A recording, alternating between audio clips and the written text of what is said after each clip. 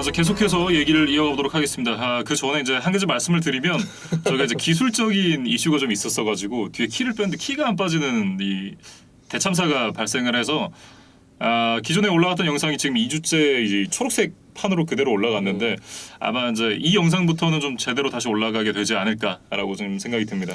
저희가 좀 사전에 테스트를 좀 했어야 되는데 조금 이제 급하게 녹화를 진행하다 보니까 조금 이슈가 있었어요. 그래서 그거에 대해서는 좀 양해를 부탁드리고 그 다음에 이제 제가 그 편집해서 올릴 때 그 타임라인을 이제 적어놨거든요. 그래서 아마 그 유튜브 영상 하단 바에 그 이제 섹션별로 그러니까 경기별로 좀 이렇게 구분이 돼 있을 겁니다. 그래서 아마 좀 원하시는 경기를 보시는데 조금 더 편리함이 추가가 되지 않을까 그런 생각을 좀 해봅니다. 어쨌든 본격적으로 또 얘기를 해보도록 하죠. 이제 LA 램스와 뉴욕 자이언츠 경기부터 얘기를 시작을 해보도록 하겠습니다. 38대 11로 램스가 승리를 가져갔는데 두 팀의 뭐 전력 차가 워낙 컸고 뭐 경기 시작 전에도 램스가 대승을 하지 않을까라고 생각을 했었는데 그 예상대로 경기 흘러갔습니다. 그러니까 승부는 사실상 2쿼터에서 갈렸던 것 같아요. 그러니까 자이언츠가 1쿼터에는 이제 3대 0으로 앞서고 있었는데 2쿼터에만 3개의 턴오버를 범하면서 무너졌고 이제 램스는 그것들을 잘 이용해서 4개의 터치다운을 성공시키면서 28대 3으로 전반을 마무리했거든요. 그러니까 사실상 후반전은 뭐 크게 의미가 있는 내용은 아니었다. 그렇게 좀 말씀을 드리겠습니다. 28대 3이라고 하니까 굉장히 또 그런 경기가 생각이 나네요. 뭐 어쨌든 이제 션 맥베이 감독이 이렇게 대승을 거둔 이후에도 자신의 팀에게 100점을 주지는 않은 것 같습니다. 그러니까 경기 후 인터뷰에서 보면 우리가 좋은 경기를 하기는 했지만 경기 초반에 공격적으로 더 날카로워질 필요가 있다. 이런 인터뷰를 했어요. 그러니까 아무래도 1쿼터에 한 점도 내지 못했던 거에 대한 조금 아쉬움을 이제 나타낸 것이 아닌가 싶습니다. 이 부분에 대해서 이제 좀 뭔가 션 맥베이 감독이 경기 중간에 일종의 한 플레이를 통해 좀 스테이트먼트를 했다라고 이제 얘기를 해야 될 것 같은데 펀트 장면에서 이제 페이크 펀트를 시도를 하면서 물론 이제 결과 좋지는 않았습니다만 결국은 그 어떤 한 번의 페이크 플레이가 오늘 경기 우리가 좀 공격적으로 그리고 상대를 몰아붙이겠다라고 하는 어떤 그런 느낌이었거든요.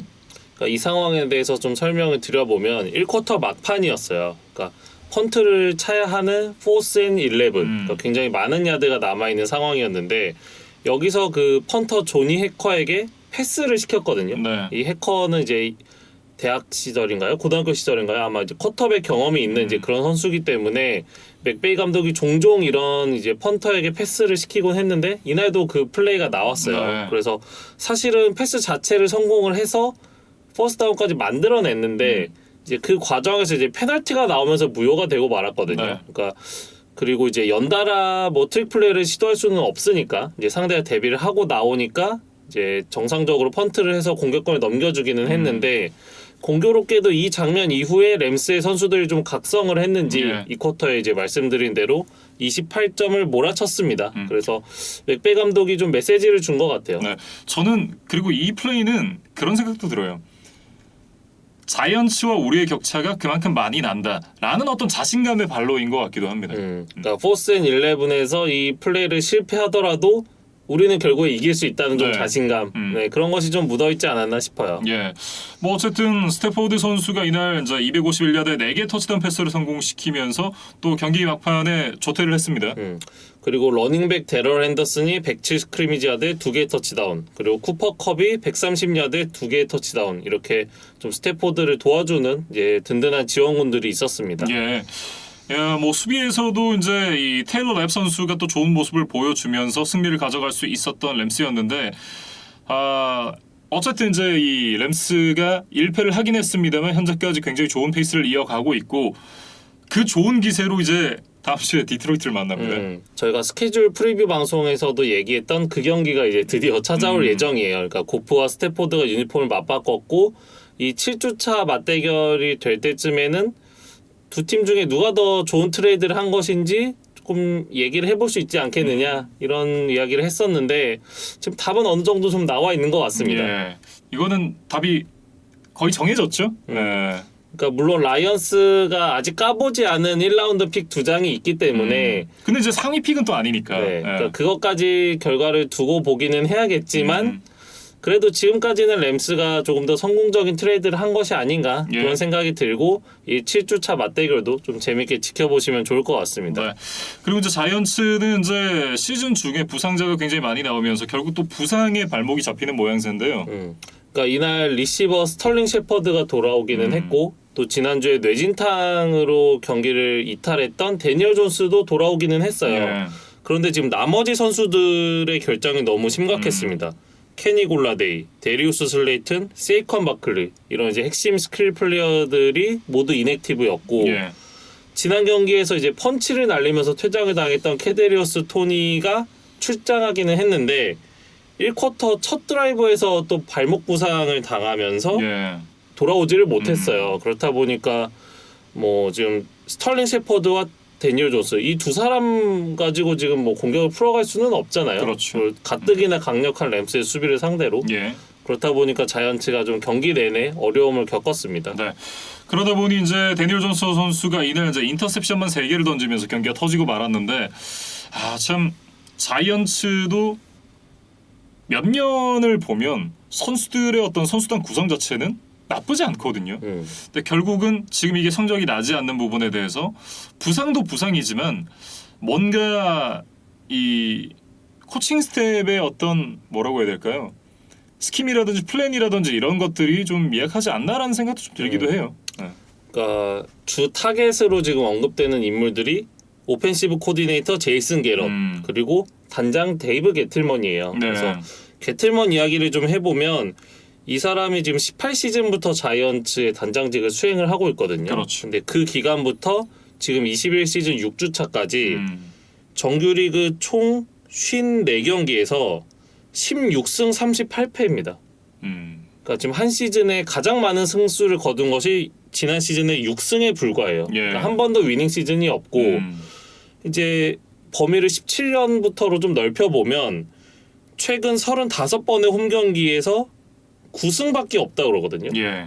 그러니까 지금 뭐 플레이오프에도 가지 못하고 있고 뭐 홈팬들에게 어떤 승리의 기쁨을 주지도 못하고 그러니까 이게 지금 뉴욕이라는 도시에 있는 어떤 넘버원 팀의 위상을 유지하기에는 좀 한참 부족한 성적이다. 그렇죠. 그렇게 좀 말씀을 드리겠습니다. 예.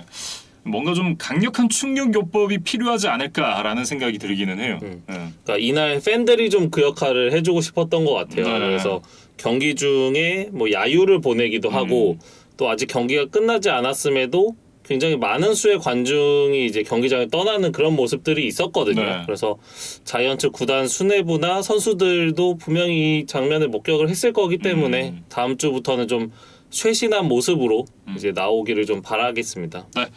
이렇게 이 LA 램스와 뉴욕 자이언츠의 경기를 얘기를 해봤고요. 다음은 그린베이 패커스와 시카고 베어스의 경기로 이어가 보도록 하겠습니다. 24대 14로 그린베이 패커스가 승리를 가져갔습니다. 뭐 애런 로저스와 저스틴 필즈 두 선수가 모두 좀 쉽지 않은 경기였습니다만 역시나 베테랑의 관록 그리고 클래스가 다르다는 걸 애런 로저스 선수가 또 보여줬습니다. 그러니까 전반에는 두 선수 다 좀 고전을 하는 모양새였는데 예. 그래도 후반에 로저스가 2개의 터치다운을 성공시키면서 패커스가 뭐 무난하게 이겼다 이렇게 좀 이야기를 해야 될 것 같아요. 예. 그래서 에런 존스가 110 스크리미지 야드에 1개의 터치다운, 그다음에 다반테 아담스가 89야드를 해줬거든요. 그러면서 뭐 에런 로저스도 뭐 2개의 터치다운 패스에 1개의 러싱 터치다운까지 기록을 하면서 뭐 베어스를 넘어설 수가 있었습니다. 네. 이날 끝날 때쯤에 이 에런 로저스 선수가 이 어떤 할머니한테 이제 뻑큐를 받았습니다. 예. 그러고 나서 이제 에런 로저스가 답변을 했던 얘기가 I own you. 그러니까 너네 내 밥이야. 약간 뭐 이런 식으로 해석을 좀 의역을 할 수 있겠죠. 예. 그러니까 NFC 노스에 있는 네 팀이 모두 다 지구 라이벌이긴 하지만 네. 그 중에서도 특히 이 패커스와 베어스의 라이벌리는 굉장히 전통도 오래됐고 굉장히 치열하기로 유명해요. 그래서 NFL 100번째 시즌을 기념한 개막전 매치업이 이 패커스와 베어스로 이제 결정이 됐을 정도로 예. 뭐 리그 사무국도 좀 인정하는 라이벌리거든요. 그러다 보니까 로저스가 이 베어스만 만나면 조금 더 전의를 불태우는 것 같습니다. 예. 그래서 실제로 이날 경기 승리를 포함해서 베어스 상대 22승 5패째를 거뒀어요. 그러니까 확실한 곰 사냥꾼의 이미지를 다시 확인시켰던 에런 로저스의 이날 활약이었습니다. 네. 뭐 어쨌든 이 시카고 베어스가 사실상 냉정하게 얘기를 해서 지금 팀 상황 자체가 그닥 좋지 않기 때문에 좋아도 그린베이랑 해볼까 말까거든요, 사실. 근데 이런 상황에서 그린베이를 이기기는 쉽지 않았다라는 생각이 들고 일단 지난 경기에서 특히나 좋지 않았던 모습 보여줬었던 메이슨 크롭스비 선수가 곧바로 또 리바운드 성공을 했습니다. 뭐 하나의 필드골 3개의 엑스트라 포인트 그렇게 이제 장거리 킥은 없었는데 그래도 일단은 4개 다 넣었다는 것 자체가 좀 뭐 크로스비가 마음고생을 털어낼 수 있는 그런 계기가 되지 않을까 싶어요. 예.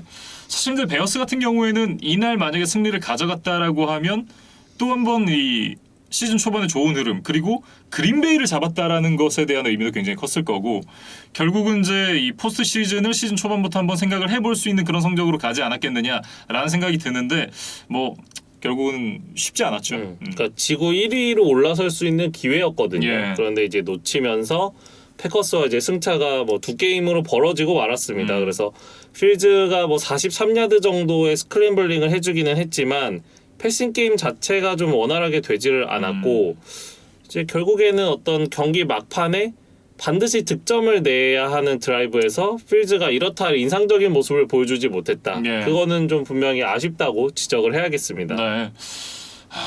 이번에도 좀 뽑기가 글쎄요 그렇게 성공했다라는 생각은 현재까지는 잘 안 들어요. 그러니까 이 마지막 4분 30초를 남긴 드라이브에서 10점 차로 뒤지고 있었기 때문에 반드시 최소한 필드골 정도는 넣어줬어야 되거든요. 네. 근데 이제 여기서 색 2개를 당하면서 포스트다운 실패 이렇게 그냥 턴오버를 험하게 내줬기 때문에 뭐 베어스가 좀 막판에 어떤 반격을 제대로 해보지 못하고 진 경기였다 좀 그런 생각이 들었습니다.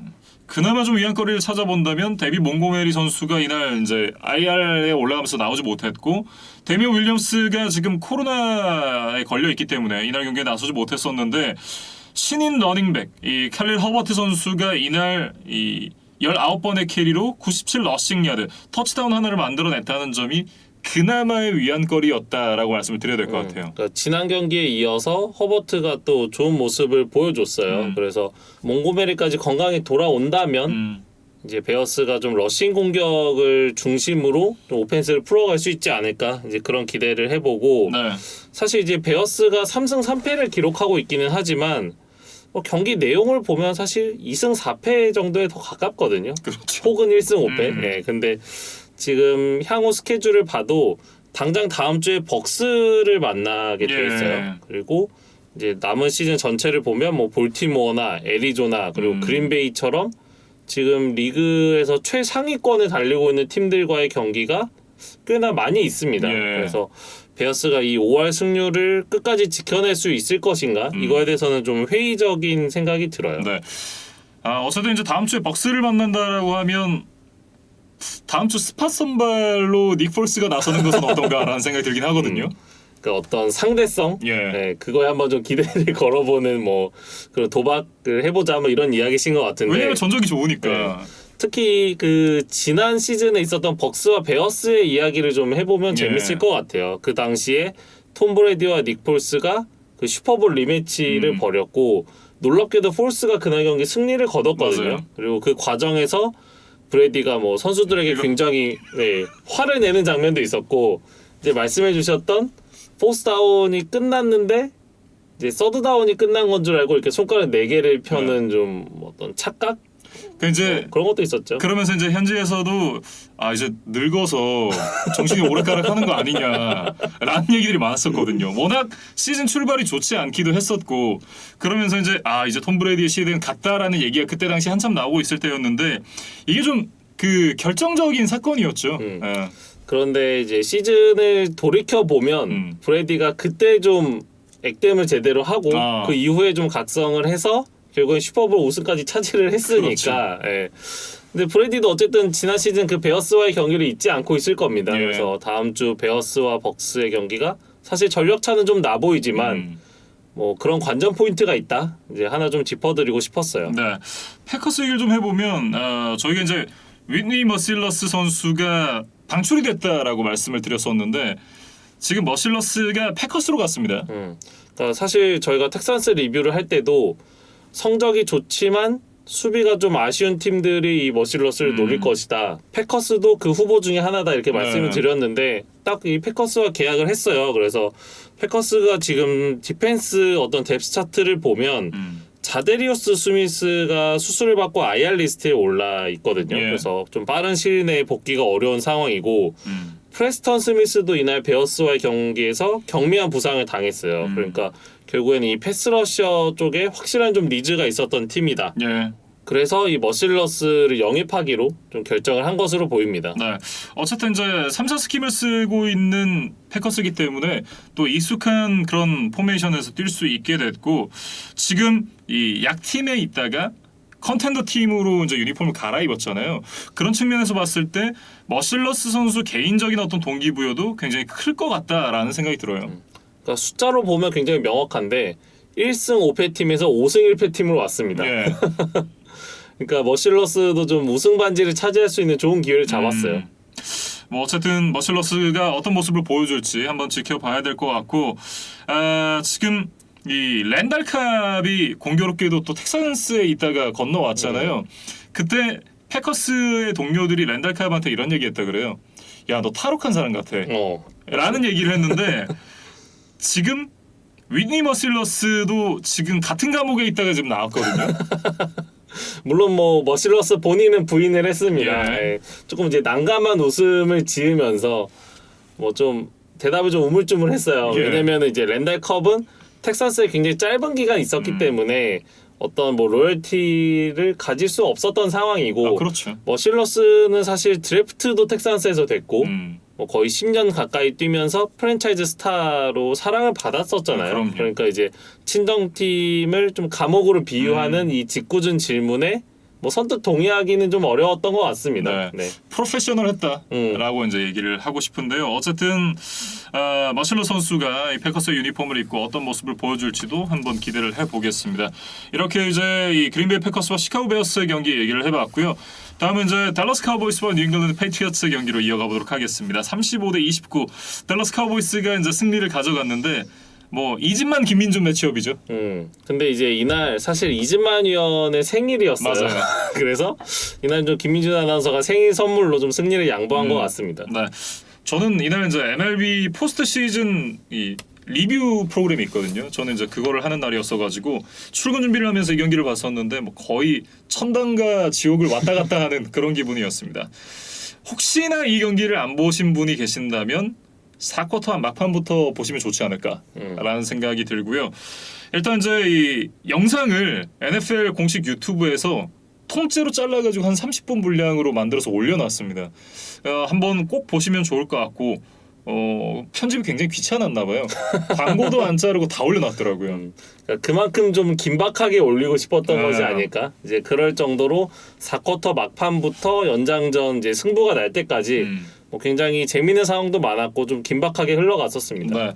어쨌든 이제 이날 이제 제가 퇴근을 하면서 이즈만 위원에게 이 생일 축하 메시지를 전할 겸 그리고 이제 경기 승리 축하 메시지도 전할 겸 카톡을 잠깐 했었는데 이날 이제 이진만 위원이 굉장히 기분이 좋더라고요. 네. 아침에 이 덱 프레스캅과 CD램에게 생일 선물을 제대로 받았다라고 이제 얘기를 하면서 이제 카톡을 대화를 주고 받았었는데 일단 이제 댈러스가 작년 대비 어떤 점이 달라졌냐 이런 부분에 대해서 좀 얘기를 나눠봤었거든요. 그러니까 수비에서의 턴오버 능력이 확실히 개선됐다. 저희가 이제 이 올어바드 NFL 첫 시즌에 이진만 위원과 함께 할 때 그런 얘기를 많이 했었잖아요. 댈러스 카우보이스는 앞서 나가야 되는 팀이다. 역전을 만들어내는 추격을 하는 그런 동력이 없는 팀이기 때문에 앞서 나가는 것이 굉장히 중요하다라는 얘기를 이진만 위원이 여러 차례 해줬었는데 그런 부분이 크게 개선이 됐고 그 이유는 바로 이제 트레본 딕스 선수의 존재 때문이다라고 얘기를 했습니다. 첫 6경기 지금 인터셉션이 7개인데 엄청난 볼호크로서의 능력을 보여주고 있습니다. 이진만 위원이 얘기를 하기로는 업그레이드된 마커스 피터스 같다라는 얘기를 했어요. 사실 마커스 피터스라고 하면은 리그에서 손꼽히는 이 인터셉션 능력을 가진 선수거든요. 예. 근데 뭐 딕스가 지금 2년 차밖에 되질 않는데 벌써 이제 이런 이야기를 듣는다는 거는 뭐 댈러스 팬들에게는 아주 이제 기쁜 소식일 것 같고 딕스가 사실 이날도 픽6 하나를 기록을 했습니다. 예. 그러면서 시즌 6경기에서 매 경기 최소 하나 이상의 인터셉션을 해주고 있어요. 그렇습니다. 그러니까 이날 픽식스를 한 순간에 이진만 의원이 지금 디펜시브 플레이어 오브 더 이어가 아니라 MVP 후보다 라고 생각을 했는데 곧바로 터치다운을 허용해서 좀 머쓱했다고 이제 얘기를 해줬었는데 어쨌든 이 없었던 수비에서의 한 방이 좀 생겨났다. 그리고 이 트레번 딕스 선수와 함께 마이카 파슨스 선수도 지금 수비에서 굉장히 큰 힘이 돼주고 있고 이 두 명의 루키 선수의 활약이 굉장히 반갑다라는 얘기를 해줬습니다. 그리고 댈러스가 또 막강한 오펜스를 가지고 있기 때문에 이렇게 수비에서 턴오버 한두 개를 만들어내줬을 때 그 시너지가 더 크게 발휘될 수 있다. 예. 그러니까 우리가 뭐 작년, 재작년 칩스가 그랬었잖아요. 그러니까 지금 그 모습을 좀 댈러스가 보여주고 있는 것 같습니다. 네. 그리고 이제 이즈만 의원이 그런 얘기 많이 했었잖아요. 4천만 불은 너무 오바다라는 얘기를 했었는데 제가 이날 오늘 플레이 보니까 4천만 불 안 아까운 것 같던데 어떻게 생각하세요? 이제 얘기를 했었더니 이제 인정한다고 네, 그런 얘기를 했습니다. 이게 올 시즌 이제 덱 프레스카 선수가 또 계속 잘 해왔는데 사실 그런 부분이 좀 궁금했다라고 얘기를 하더라고요. 클러치한 상황에서 클러치 플레이를 통해서 팀을 승리로 견인을 할 수 있는가 그런 부분이 궁금했었는데 그런 부분이 굉장히 잘 되는 것 같다라고 하면서 이제 만족감을 좀 드러냈었고 어쨌든 이제 이 댈러스 카우보이스가 현재까지 좋은 모습을 보여주고 있기 때문에 기대를 안 하고 있지는 않지만 조금 조용히 관망을 해보겠다라는 그런 얘기를 했습니다. 그리고 이제 프레스캇이 이날 이제 445야드에 3개 터치다운, 그리고 CD램이 149야드에 2개 터치다운을 해줬는데 닥 프레스캇에 대한 뭐 조금 비하인드 스토리를 하나 말씀드리면 그 프레스캇의 그 팔 쪽에 있는 보호대에 Ask for help라는 그 메시지가 적혀 있다 그래요. 손목 안쪽이죠. 네, 네. 그래서 그게 아마 작년 시즌이었나요? 친형이 우울증 때문에 자살을 했었던 사실 그런 안타까운 사고가 있었어요. 그렇죠. 그래서 프레스캇이 그때 좀 그 형의 어떤 아픔을 미리 인지하지 못하고 이제 좀 도움을 주지 못한 거에 대해서 굉장히 좀 이제 안타까워했었는데 네. 그러니까 결국 그 메시지가 이야기하는 건 그런 거겠죠. 그러니까 자신이 좀 힘들 때 어떤 뭐 전문 기관이든 예. 그 주변 사람이든한테 이제 알려서 좀 치료를 받을 수 있었으면 좋겠다. 이제 그런 좀 어떤 건강한 좀 메시지를 전하고 있는 게 아닌가 싶습니다. 네. 그리고 이제 또 하나 재미있는 얘기를 이진만 의원이 해줬는데 그거는 좀 직접 얘기를 해주시겠어요? 네. 사실 굉장히 좀 신기한 이야기였어요. 예. 그러니까 만약에 카우보이스가 슈퍼볼 우승을 하거나 아니면 이제 그렇지 않더라도 굉장히 이제 기대를 뛰어넘는 좋은 성적을 낸다면 마이크 메카시 감독의 해고 가능성이 더 높아질 것이다. 이런 이야기를 했었어요. 처음에 듣고 아니 무슨 얘기지? 라고 생각을 했었는데 듣다 보니까 이게 너무 맞는 얘기인 게 마이크 메카시 감독이 어쨌든 지금 잘릴 확률이 굉장히 높다라는 얘기가 되겠습니다. 왜냐하면 성적이 안 좋으면 그건 그것대로 문제고 성적이 너무 좋으면 지금 이제 켈렌 무어의 가치가 점점 높아지고 있거든요. 근데 켈렌 무어를 과연 다른 팀이 욕심을 내고 있을 텐데 켈렌 무어를 잡아 앉힐 수 있겠느냐? 쉽지 않을 거란 말이죠. 그렇다라고 하면 켈렌 무어를 감독 자리를 주면서 예전에 이제 제이슨 게럿에게 그랬던 것처럼 제이슨 게럿이 이제 오펜시브 코디네이터인데 네가 나중에 감독할 거야. 근데 조금만 기다려줘. 대신 우리가 연봉은 맞춰줄게. 라고 하면서 이제 제이슨 게럿을 잡았다면 지금은 켈렌 무어의 몸값이 점점 올라가고 있기 때문에 그러기 쉽지 않을 거라는 거죠. 그러니까 그 정도로는 불충분하다. 예. 그러니까 구두 약속으로는 안 되고 당장 감독을 지금 시켜야만 잡아 앉힐 수 있다는 이야기죠. 예.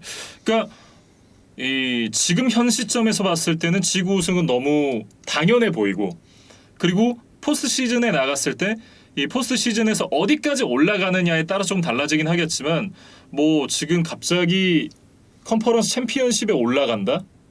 이렇게 되면 얘기는 좀 많이 달라지거든요. 그렇게 됐을 때 이제 켈렌 무어를 잡으려면 감독 자리를 제시를 해야 되는 댈러스 카우보이스인데 그렇다라고 하면 지금 메카시를 잡을 것이냐 켈렌 무어를 잡을 것이냐 답은 정해져 있거든요.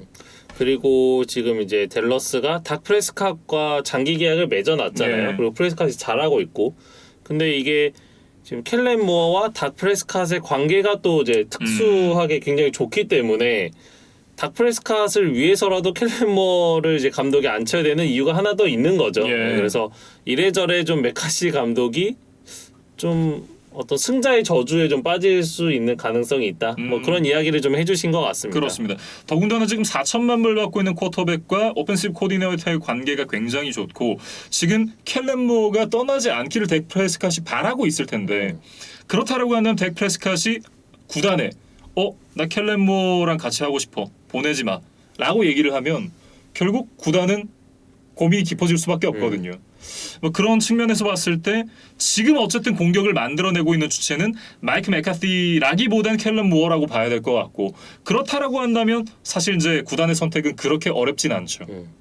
그리고 이제 이날 카우보이스에 뭐 계속 칭찬을 했으니까 예. 뭐 마지막으로 이제 한 가지 좀 지적을 하고 넘어가면 이날 12번의 페널티에 115야드를 물러난 것은 오게티였어요. 예. 그러니까 이제 전체적인 스탯을 봤을 때 토탈 전진 야드나 타임 오브 포지션이나 이런 면들에서 다들 패치를 압도했음에도 불구하고 예. 이날 경기가 연장까지 갔었잖아요. 그렇죠. 근데 그랬던 원인에는 이 페널티가 좀 댈러스의 발목을 잡았던 것이 있었다. 그렇게 좀 정리를 하겠습니다. 예. 그럼 이제 패치 얘기로 좀 넘어가 봐야겠죠. 일단 저는 그랬어요. 맥 존스 선수가 아쉬운 모습들이 있긴 합니다만 또 순간순간 번뜩이는 그런 모습들이 있거든요. 그러니까 점점 더 리그에 적응을 하고 있는 모습이고 특히나 이제 클러치 상황에서 기복이 있는 모습이 좀 있는 건 아쉽기는 한데 루키 시즌에 이 정도의 모습을 보여준다? 그 지금 현 시점의 루키 쿼터백 중에는 시즌 초반에 가장 안정적인 모습을 보여주고 있는 건 맞으니까 이 정도는 나쁘지 않다라고 얘기를 하고 싶고 그렇다곤 하지만 이 경기 사실 이제 지키면 이길 수 있는 경기였거든요. 그런 부분에서 결정적인 인터셉션을 던지면서 경기를 연장으로 끌고 갔던 부분 물론 이제 그 뒤에 이제 터치다운을 만들어내면서 메이크업을 하긴 했습니다만 어쨌든 이제 3분이 안 되는 시간이 남아 있었고 러싱으로 시간을 조금 태워가면서 플레이를 했더라면 어땠을까 하는 아쉬움이 좀 있긴 합니다. 그러니까 이것도 좀 경기 상황 그리고 어떤 상대의 뭐 공격력 그다음에 어떤 세컨더리의 지금 턴오버를 만들어낸 능력 이런 것들을 조금 더 종합적으로 감안을 했다면 더 안정적인 뭐 러싱이나 뭐 패스를 하더라도 조금 더 보수적인 선택, 이제 확률 높은 선택을 좀 하는 게 더 유리하지 않았을까? 이제 그런 생각엔 저도 동의를 하게 됩니다. 네. 하지만 이제 지금까지의 모습 놓고 봤을 때 이제 6주차가 끝이 났잖아요. 지난 시즌 6주차가 끝난 시점에 제가 굉장히 화가 많이 나 있었거든요. 그러니까 성적이 지금도 좋진 않아요. 그러니까 승패로만 따지면 뭐 크게 차이가 안 납니다. 지난 시즌과. 근데 내용적인 측면에서 굉장히 달라졌고 캠 뉴튼이 이끌었던 공격과 비교하면 뭐 선녀죠 지금은. 그러니까 사실 오펜시브 라인이나 뭐 스킬 플레이어진의 면면을 살펴보면 뭐 지난 시즌보다 크게 업그레이드 됐다는 생각은 사실 안 들거든요. 물론 뭐 타이트엔드나 이런 이제 쪽에서 뭐 FA 영입들이 있기는 했지만 그러니까 이제 그런 뭐 동료들의 지원이 많지 않은 상황에서도 맥 존스가 나름 끌어가는 모습을 보여준다. 네. 이거는 분명히 패트리어츠 팬들에게는 좀 만족스러운 뭐 과정이 진행되고 있다. 그렇게 좀 말씀을 드리겠습니다.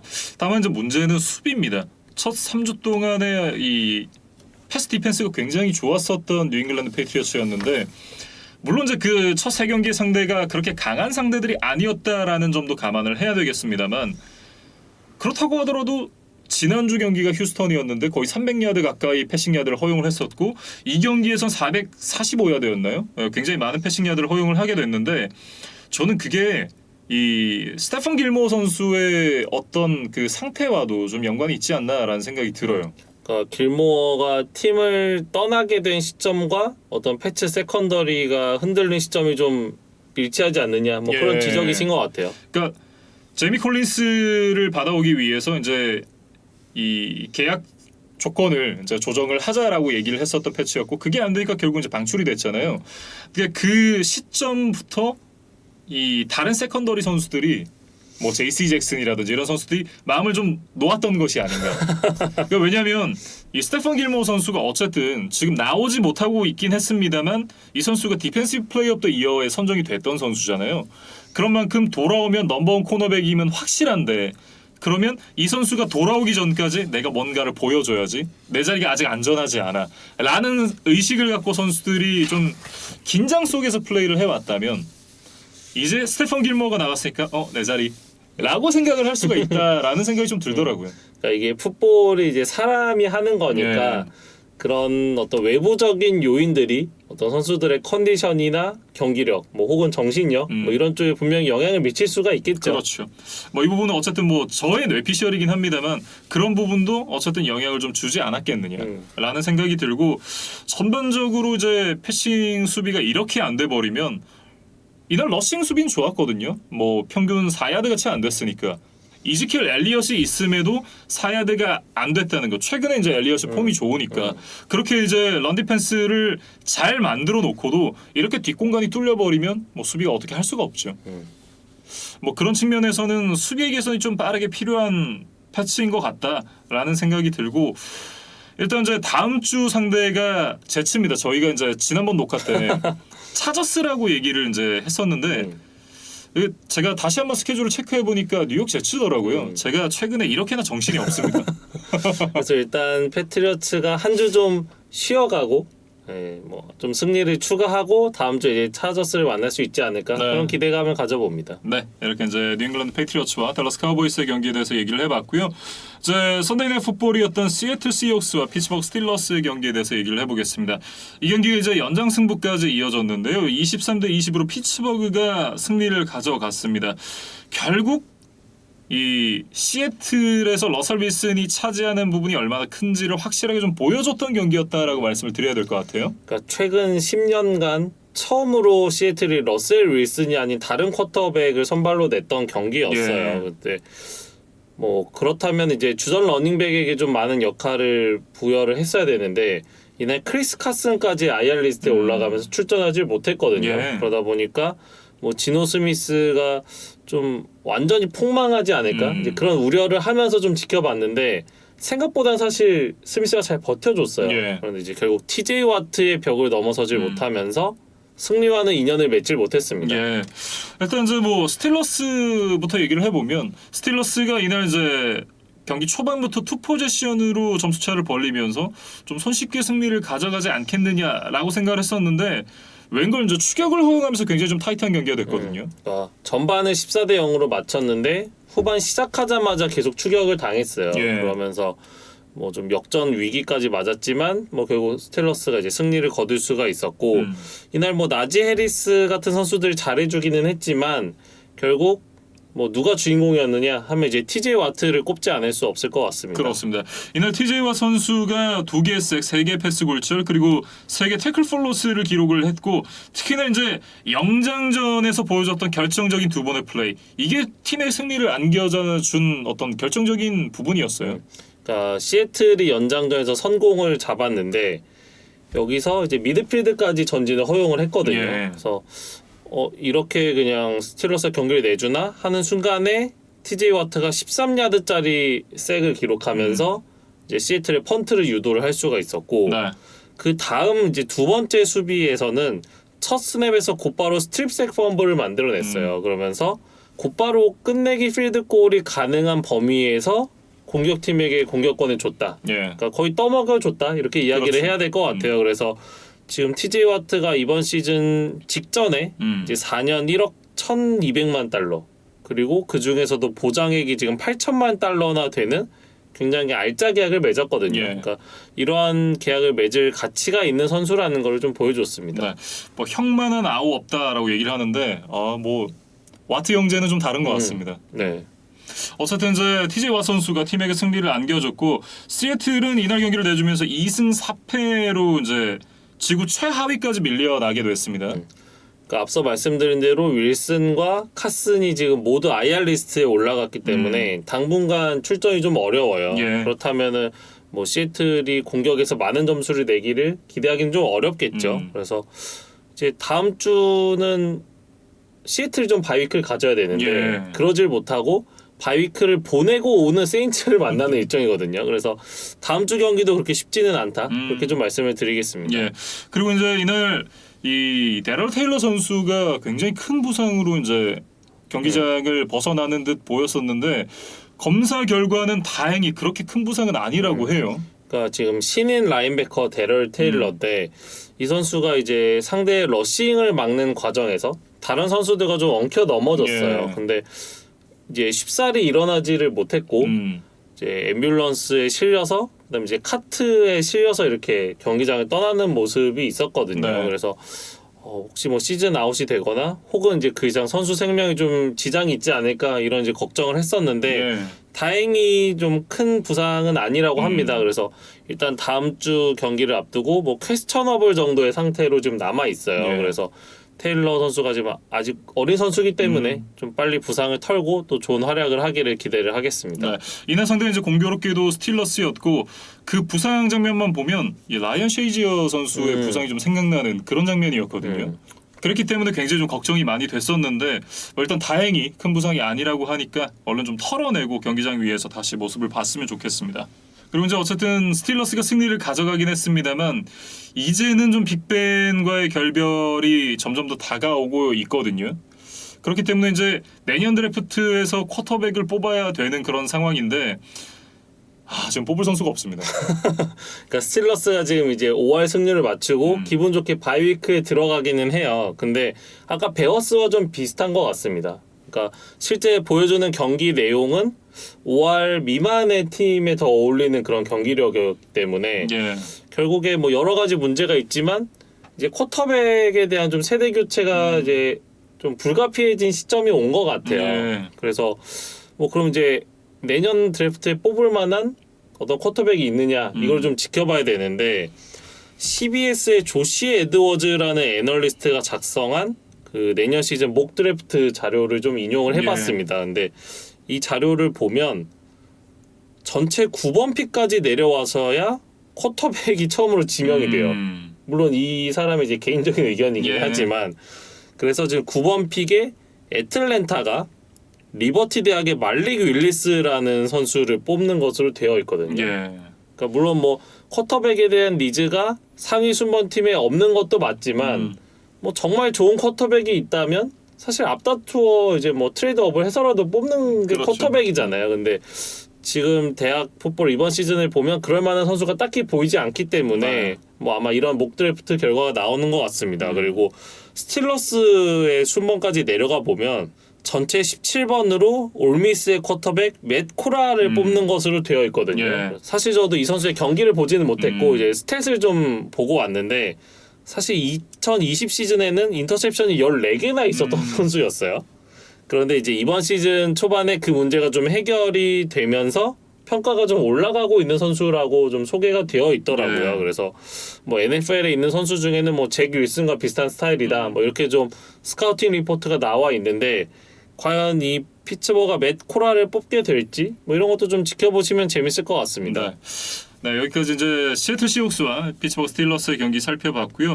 마지막으로 살펴볼 경기는 먼데이 나잇 풋볼 경기였던 버팔로 빌스와 테네시 타이탄스의 경기입니다.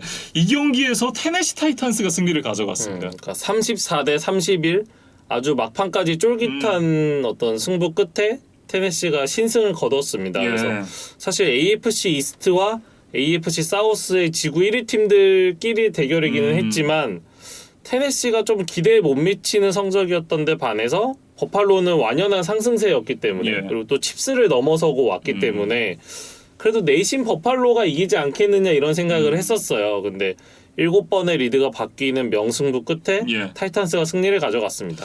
팀 자체가 상승세는 아니었지만 이 테네시 타이탄스의 상승세를 보여주고 있는 선수가 한 명 있었거든요. 예, 데릭 헨리 선수인데 데릭 헨리 선수가 1주차에 굉장히 부진한 모습을 보여주다가 2주차 후반부터 살아나더니 지금 현재까지 미친 듯이 달리고 있습니다. 이날도 사실상 데릭 헨리 선수가 승리를 견인했다 해도 과언이 아닙니다. 그러니까 76야드짜리 러싱 터치다운을 포함해서 143야드의 3개 터치다운으로 경기를 지배를 했거든요. 예. 그래서 이날 뭐 훌리오 존스까지 돌아오면서 뭐 훌리오 존스와 AJ 브라운, 라이언 테너힐의 어떤 패싱 삼각편대가 갖춰지기는 했지만 그래도 지금 테네시의 공격을 이끄는 건 데릭 헨리라는 것을 다시 한번 좀 보여준 경기였어요. 예, 사실 이제 데릭 헨리 선수가 지난 시즌에 2000K 러싱을 달성을 했잖아요. 올해 만약에 백투백으로 또 하게 된다면 벌써부터 지금 뭐 명전 얘기가 솔솔 나오고 있거든요. 그러니까 개인 기록으로만 보면 충분히 지금 가능한 페이스로 가고 있고 예. 또 이게 우리가 조금 더 점수를 줘야 되는 것이 예전과 달리 지금은 굉장히 패싱 게임 위주로 NFL이 흘러가고 있잖아요. 근데 이제 그런 시대에 좀 돌연변이 같은 선수이기 때문에 그렇죠. 데릭 헨리의 지금 이 같은 활약은 조금 더 점수를 쳐줘야 된다. 그리고 이렇게 많은 캐리를 계속해서 해도 다치지를 않는다. 철강왕이죠, 네. 진짜. 그래서 이런 면에서 지금 데릭 헨리의 어떤 활약은 우리가 좀 인정을 할 수밖에 없는 부분입니다. 예. 진짜 이 선수 하나가 팀을 이렇게 바꿔놓을 수 있다라는 것, 그게 쿼터백이 아니라 러닝백이라는 것이 참 뭐라고 해야 될까요? 대단하다는 생각이 드네요. 그리고 사실 이날 상대였던 빌스는 러싱 디펜스에서 지금 3위를 달리고 있었던 팀이었거든요. 이런 팀을 상대로도 전혀 어떤 흔들림 없이 어떤 일관된 좋은 모습을 보여줬다는 것도 굉장히 놀라웠습니다. 예. 뭐 어쨌든 더욱더 고무적인 것은 공격에서의 많은 득점이기도 합니다만 결국 수비가 마지막에 빌스의 공격을 막아냈기 때문에 승리를 지킬 수 있었던 거잖아요.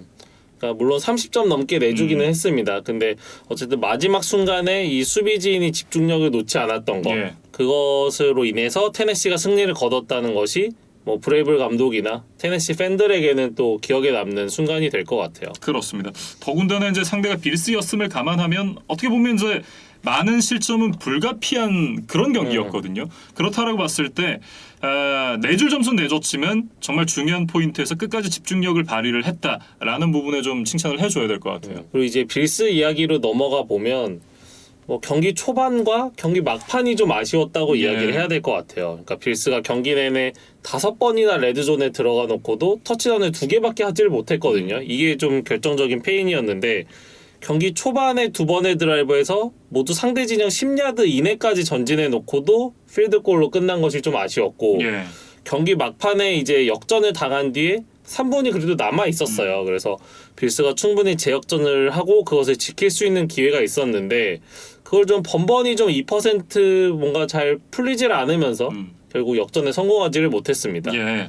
어떻게 보면 이제 마지막 드라이브가 좀 시작부터 꼬였던 빌스였거든요. 상황을 좀 다시 한번 짚어보면 이 킥오프 리턴 과정에서 아이자 맥켄지가 101야드짜리 킥오프 리턴 터치다운을 만들어냈는데 이게 홀딩 반칙으로 취소가 돼요.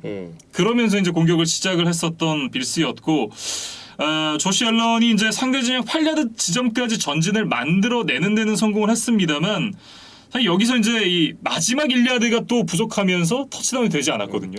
사실 서드 앤 식스 상황부터 이제 살펴보면 앨런이 왼쪽으로 스크램블링을 시도를 했고 그 퍼스트다운 마커 근처에서 몸을 던졌어요. 네. 그래서 뭐 혼신의 힘으로 이제 그걸 넘어가려고 했는데 이제 1야드 부족이었고 이제 여기서 이제 선택의 시간이 왔거든요. 포스 앤 원 남은 시간은 22초. 그리고 빌스가 타임아웃 2개가 있었기 때문에 이 퍼스트다운 갱신만 되면 사실상 터치다운에 훨씬 가까워질 수 있는 상황이었어요. 절대적으로 유리한 상황이죠. 그러니까 그런 어떤 약간의 리스크를 안고 역전을 시도할 것이냐, 예. 아니면 이제 안정적으로 필드골을 차고 연장전에서 좀 승부를 볼 것이냐, 이 맥더머 감독에게 2가지 선택지가 있었는데 이 빌스의 선택은 고포릿이었습니다. 예.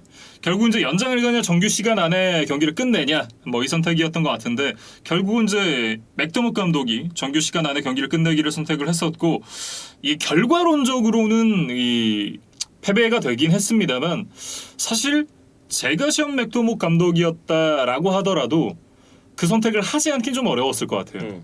그러니까 조시 앨런을 보유하고 있었기 때문에 좀 앨런의 지금까지 경기력을 감안하면 충분히 믿고 맡길 수 있는 상황이었어요. 그러니까 예. 결과가 좋지 않았을 뿐이지. 그래서 그 과정을 살펴보면 뭐 여러 가지 선택지가 있었겠지만 조시 앨런의 쿼터백 스닉을 선택을 했습니다. 예. 그런데 이것이 이제 제프리 시몬스의 태클에 막히면서 앨런의 발이 미끄러졌어요. 이제 그러면서 결국에는 퍼스트다운 갱신이 되지 않았고 타이탄스가 뭐 닐다운을 하면서 그대로 이제 경기가 끝났습니다. 그래서 근데 이제 그 스냅 과정을 자세히 좀 살펴보면 버팔로가 이제 처음엔 샷건 포메이션에서 공격을 시작하는 것처럼 보였어요. 네. 그러니까 아마도 패스를 시도할 것처럼 좀 페이크를 줬던 것 같아요. 그러면서 이제 앨런이 오디블을 하는 척 이제 센터에게 접근을 했습니다. 그래서 좀 이렇게 대화를 하는 듯 하다가 좀 반박자 빠르게 기습적으로 이제 쿼터백 스닉을 시도를 했어요. 네. 그래서 사실 테네시 수비가 좀 집중력이 흐트러졌더라면 그러니까 뭔가 패스를 예상하고 뭐 수비가 뒤로 물러서거나 뭔가 이제 라인맨들도 좀 한번 집중력을 놓는 상황이 있었다면 이 쿼터백 스닉을 막을 수가 없었겠죠. 근데 제프리 시몬스를 비롯해서 타이탄스의 라인맨 선수들이 좀 끝까지 집중을 했던 거 그것이 아주 굉장히 좋았습니다. 예. 뭐 어쨌든 이 앨런 선수가 기존에 뭐 올 시즌뿐만 아니라 이 선수가 데뷔한 이래 몸을 날리는 어떤 과감한 플레이 그리고 뭐 주저하지 않는 쿼터백 스닉 뭐 이런 그 정말 피지컬한 플레이들을 많이 보여줬었잖아요. 쿼터백 스닉도 막 뭐라고 해야 될까요? 뭐 아래쪽으로 들어가는 게 아니라 위쪽으로 막 몸 날리고 막 이런 플레이들이 많은 선수였었기 때문에 그런 부분에 시온 맥더목 감독이 좀 기대를 하지 않았나라는 생각이 좀 들기도 하고 그리고 성공률도 높았었기 때문에 사실 이게 통계적으로 봤을 때는 확률이 높은 공격이긴 했어요. 그러니까 기록적으로 봐도 앨런이 지금 2018 시즌에 데뷔를 했잖아요. 그래서 18년부터 지금 21년 6주차까지를 어떤 범위로 잡아보면 조시 앨런이 24번의 쿼터백 스닉을 성공을 했는데 예. 이게 이 기간을 통틀어서 보면 전체 1위 기록이었다고 해요. 그러니까 맥더머 감독이 뭐 이 기록을 알고 있었는지는 모르겠지만 데이터를 봤을 때 충분히 뭐 해볼 만한 선택이었다. 그렇게 좀 말씀을 드리겠습니다. 예. 그리고 이제 또 재밌는 얘기를 저희가 또 준비를 해왔는데 예전에 이제 뮤직시티 미라클이라는 경기가 있잖아요. 이게 굉장히 오래된 이야기인데 1999 시즌 AFC 와일드카드 게임에서 있었던 일이에요. 맞아요. 그러니까 그 당시에도 버팔로와 테네시의 경기가 있었는데 사실 경기 종료 직전에 버팔로가 역전 필드골로 16대 15로 역전을 했거든요. 예. 그리고 경기가 아마 뭐 15초인가 남았던 것 같아요. 그러니까 사실 킥오프 리턴을 하고 뭐 한두 스냅 정도를 소화하면 경기가 끝나는 상황. 그러니까 그렇죠. 사실상 버팔로는 승리를 직감을 했고 어떤 테네시 선수들과 홈팬들은 좀 절망에 빠져 있었던 순간이었는데 여기서 정말 말 그대로 미라클이 나왔거든요. 예. 킥오프 상황에서 이제 이 공을 받았던 테네시 타이탄스가 레터럴로 이제 전진을 만들어내면서 결국은 끝내기 터치다운을 만들어내거든요. 그러니까 이 장면이 NFL에서 선정한 역대 플레이오프 끝내기 탑 10에서 예. 3위를 기록했던 아주 역사에 남을 명장면이었어요. 그렇습니다. 근데 저도 이제 이번 경기 때문에 이 장면을 다시 봤거든요. 그런데 그 당시 레터럴 패스가 약간 좀 논란이 있어요. 그러니까 레터럴이 이제 이 몸을 기준으로 이게 양쪽으로 선이 있잖아요. 그 선 뒤로 패스가 가야 되는데 잘 보시면 미세하게 앞입니다. 살짝 앞이에요. 그러니까 정확하게는 이게 일리걸 포워드 패스가 되는 거죠. 그렇죠. 예. 그 당시 이제 빌스 팬들도 굉장히 이제 그 판정에 대해서 좀 분통을 터뜨렸었고 예. 뭐 이지만 위원에게도 이제 이 사건에 대해서 좀 물어봤는데 어떤 명확하게 오심이라고 인정할 만한 근거가 없어서 그냥 판정이 번복되지 않았을 뿐이지 어떤 이제 리플레이를 여러 차례 돌려보면 사실상 이 페널티에 가까운 장면이었다. 네. 그렇게 좀 이야기를 해주더라고요. 그렇습니다. 뭐 어쨌든 이번에도 또 그런 비슷한 장면이 나왔습니다. 그러니까 이게 모르겠어요. 테네시의 브레이블 감독이 뭐 그 당시 어떤 경기를 좀 오마주를 하고 싶었던 것인지 이날 아마 1쿼터 막판이었던 것으로 기억이 되거든요. 네. 그러니까 이번에는 이제 킥오프 리턴은 아니었고 펀트 리턴 과정에서 리터너가 공을 잡고 반대편에 있는 선수에게 바로 레터럴 패스를 시도를 했어요. 예. 그러고 그 공을 잡은 선수가 뭐 20야드 정도를 이제 전진을 하는데 성공했는데 이번에는 그때보다 조금 더 앞으로 던져가지고 좀 이론의 여지 없는 명확한 포워드 패스였다. 그렇죠. 그래서 결국 그 20야드 전진이 무효가 되고 이제 페널티를 받는 일이 있었거든요. 예. 그래서 빌스 팬들에게는 물론 이날 경기는 졌지만 뭔가 그때의 판정 어떤 논란에서의 아픔을 조금 뭐 만회할 수 있는 좀 위안을 받을 수 있는 판정이 아니었나 뭐 그런 생각이 들고 네. 이지만 위원과 이제 이 이야기에 대해서 좀 해봤더니 테네시가 좀 빌스를 조롱하기 위해서 이 플레이를 한 것이 아니냐 뭐 이런 좀 합리적 의심을 제기를 했습니다. 예. 어쨌든 뭐 굉장히 또 흥미로운 그런 플레이가 나왔기 때문에 저희가 좀 언급을 해봤고요. 이렇게 이제 이 버팔로 빌스와 테네시 타이탄스의 경기까지 14경기를 모두 살펴봤습니다. 일단은 확실히 경기 숫자가 좀 줄어서 부담이 조금 덜한 것 같긴 합니다. 예. 네, 그래서 이제 저희도 당분간 이 바이위크가 있는 기간에는 아마 영상을 3개로 끊어서 올릴 것 같아요. 예. 네, 그래서 왜 4부가 안 올라오지? 뭐 이렇게 좀 혼동하시지 않으셨으면 좋겠고 저희가 그래도 전 경기 리뷰를 그 네. 3개 영상 안에 잘 나눠서 좀 여러분들께 뭐 보내드릴 수 있도록 하겠습니다. 네. 저도 이제 사실 이제 류재용 PD에게 최근 한 2주 동안 굉장히 많은 의지를 하고 있는데 이제 메이저리그 포스트 시즌이 얼마 안 남았거든요. 네, 끝나고 저도 조금 더 집중을 해보도록 하겠습니다. 어쨌든 이제 6주차 경기 이렇게 살펴봤고요. 저희는 7주차 경기가 끝나고 나서 다시 돌아오도록 하겠습니다.